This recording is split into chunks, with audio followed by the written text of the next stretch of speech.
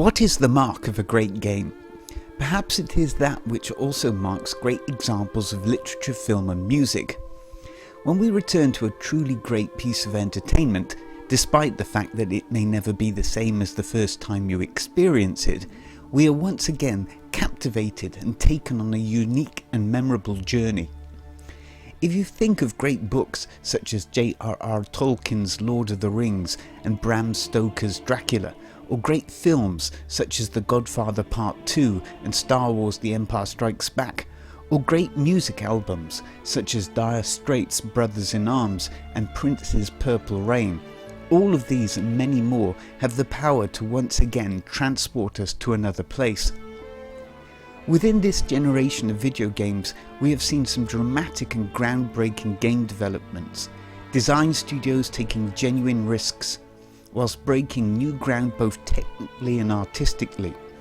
This generation saw a whole MMO be literally reborn and recreated, transformed from one of the worst to one of the greatest online games of all time, with Final Fantasy XIV, A Realm Reborn.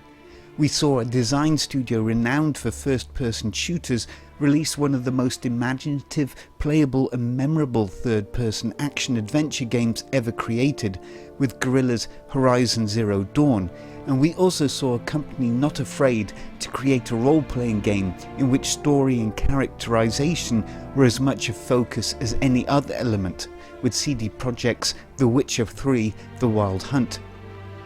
No less startling then has been the complete transformation of God of War from Sony's Santa Monica studio. A huge risk that pushed both the game director Cory Barlog and the studio almost to a breaking point, stumbling forward into new unproven ground with sheer grit and determination guiding them forward, in many ways just like the God of War Kratos himself. God of War sharply cuts its ties with the isometric viewpoint that had been such a feature of other entries in the series before, and carves out a new pathway for the franchise. The incredible way that the close trailing camera view of Kratos really draws the player into a much more immediate viewpoint of the game world. It also limits the player's view than if the camera had been set further back. This then creates much more tension in combat as you see fewer opponents and gives a much more instinctive feel to the experience. Yet this viewpoint and the movement away from the isometric vistas has in no way diminished the ability of the game to give the player a sense of large scale, of epic landscapes and features. Graphically, the game is distinctly different from other entries in the series, a beautiful tapestry of environments, for the most part delicately coloured with a more subdued and authentic colour palette. The character modelling and animations are masterfully created. 4 distinct areas though elevate this gaming experience into excellence. Firstly, the way in which the story is told, not only through the main protagonist Kratos, but also his son, both guiding us through an incredible journey full of memorable, poignant moments that range from the emotionally charged to the comical, through to the action-packed and more intense scenes. Watching and listening to Kratos trying to tell fables. It was a tale of a frog. His pond had dried up, so the frog and his son left to find a new home. They found a well. The son saw the There is always just enough exploration to inform the player, but also room to leave us wondering and asking questions, some of which are answered, some of which are left for another time. This is truly great storytelling.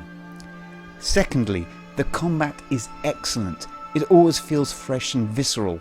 You feel the might of Kratos' axe, the raw brutality of his attacks. The range of combat abilities and their ease of use is just as fluid as it has been in any other entry in the franchise, and the superbly implemented gradual escalating level of difficulty has you always facing challenging and interesting enemy types. Thirdly, the implementation of role-playing game elements such as level and skill progression, item and weapon upgrades and crafting adds a welcome layer to the whole experience. It truly transforms God of War from its slash and hack storytelling to a full role-playing game experience. Fourthly, An absolutely beautiful original soundtrack by Bear McCreary pushes the God of War experience in a new, more emotionally charged direction. As with The Last of Us, the way in which the control from the player is taken as the game effortlessly flows into an in-game cutscene is masterfully done.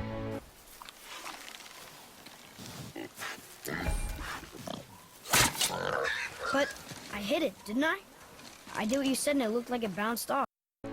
God of War is not only one of the greatest transformations of a game franchise, but also one of the greatest games ever made, and richly deserves the high critical praise it has garnered from critics and players alike.